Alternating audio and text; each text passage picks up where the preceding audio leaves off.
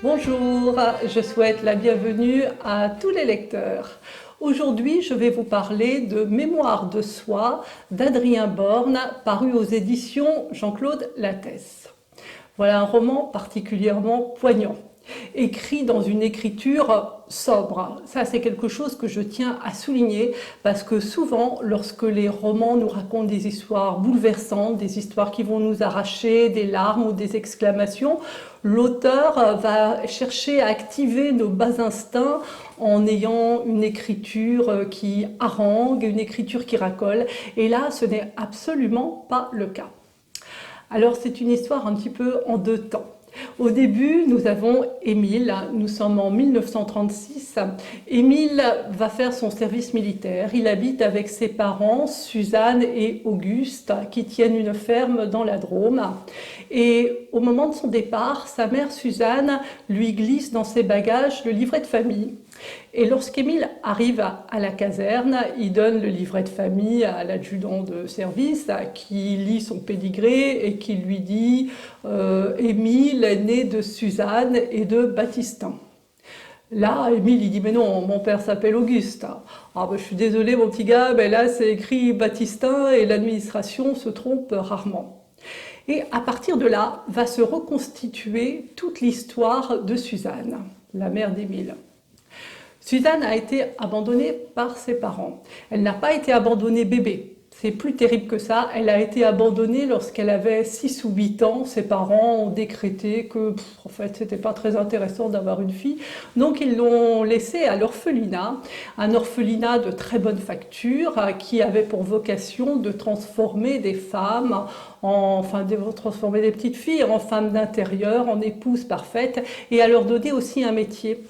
Donc Suzanne, elle apprend à transformer les cocons et à fabriquer des bobines de fil de soie. Et elle rencontre Baptistin lorsqu'elle a 18 ans et les deux jeunes gens tombent amoureux. Mais pas seulement, ils apprennent au fil des mois à s'aimer très profondément.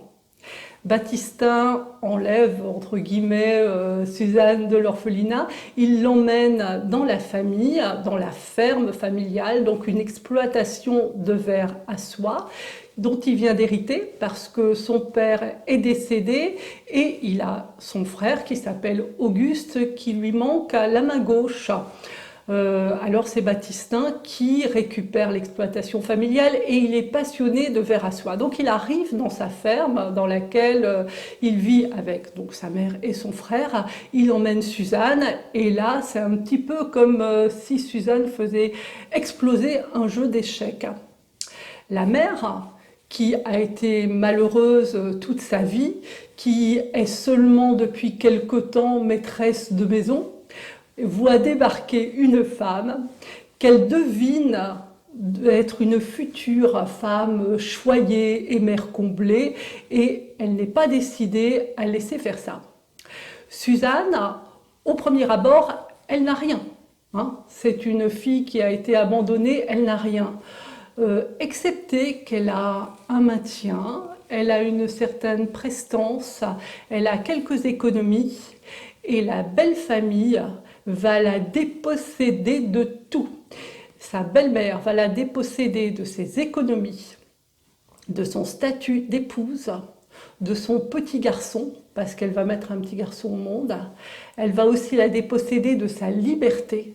Elle ne va pas lui enlever la vie parce qu'il va se passer quelque chose de terrible que je ne vous raconte pas et il va falloir une coupable et donc Suzanne sera la coupable désignée. Elle va être dépossédée, c'est un peu comme un oignon, vous savez, pelure d'oignon, pelure après pelure et nous lecteurs on est là à chaque fois mais non c'est pas possible, pas à ce point-là.